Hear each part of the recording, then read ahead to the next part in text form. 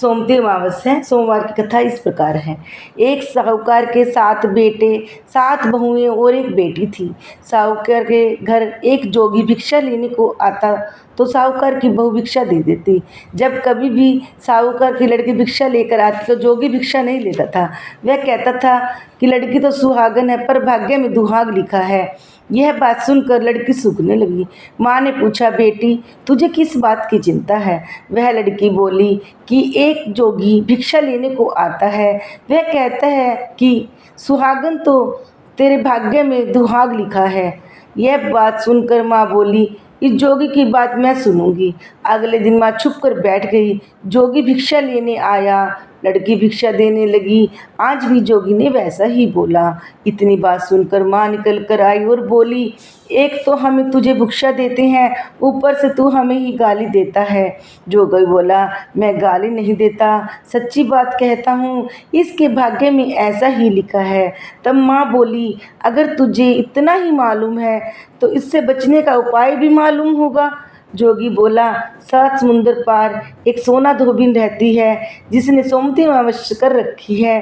अगर वह इसको फल दे दे तो उसका दुहाग टल जाएगा, नहीं तो विवाह के समय सर्प के काटने से इसकी मृत्यु हो जाएगी। यह बात सुनकर माँ बहुत रोने लगी। जब माँ सोना धोबन के पास गई, रास्ते में बहुत तेज धूप पड़ रही थी। तब एक पीपल के पेड़ के नीचे बैठ गई।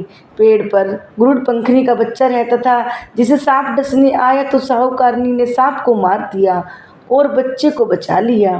तब गरुड़ पंखनी आई, सब जगह खून देखकर साहूकारनी को चोंच मारने लगी तो साहूकारनी बोली, मैंने तो तेरा बच्चा बचाया है।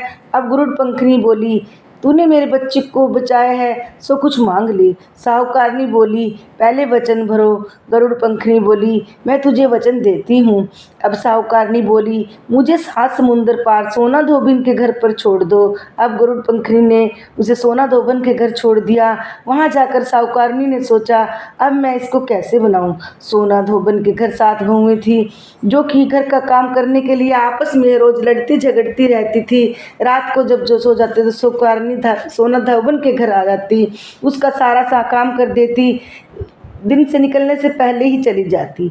जब सारी बहुएं आपस में सोचती कि सारे घर का काम कौन करता है, वे आपस में एक दूसरे को कुछ नहीं पूछती थी। एक दिन सोना धोबन ने बहुओं से पूछा, आजकल तुम आपस में लड़ती झगड़ती नहीं हो, सारे काम कौन करता है?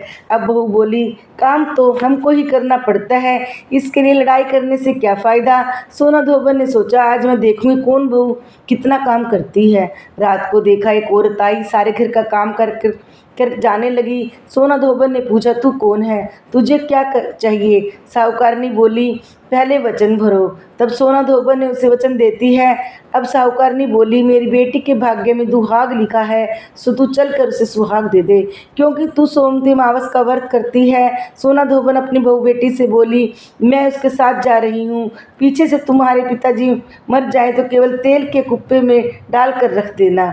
अब वह साहूकारनी के घर आ गई। साहूकारनी ने अपनी बेटी का विवाह किया। फेरे होने पर सोना धोबन ने कच्चा करवा दूध और तार लेकर बैठ गई।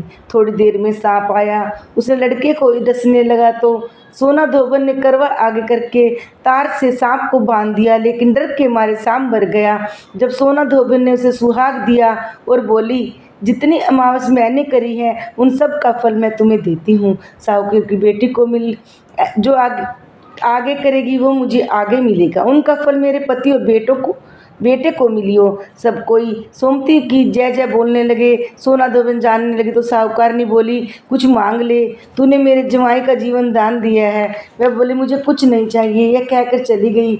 अब उस रास्ते में फिर सोमती अमावस आ गई। उसने पीपल के पेड़ के नीचे बैठकर कहानी कही, व्रत किया, पीपल की 108 फेरी लगाई। पीपल की पूजा करने के बाद वह घर पर गई। वहाँ जाकर देखा उसका पति मरा पड़ा है। तब उसने सोमती अमावस रास्ते में की थी उसका फल उसने अपने पति को दे दिया।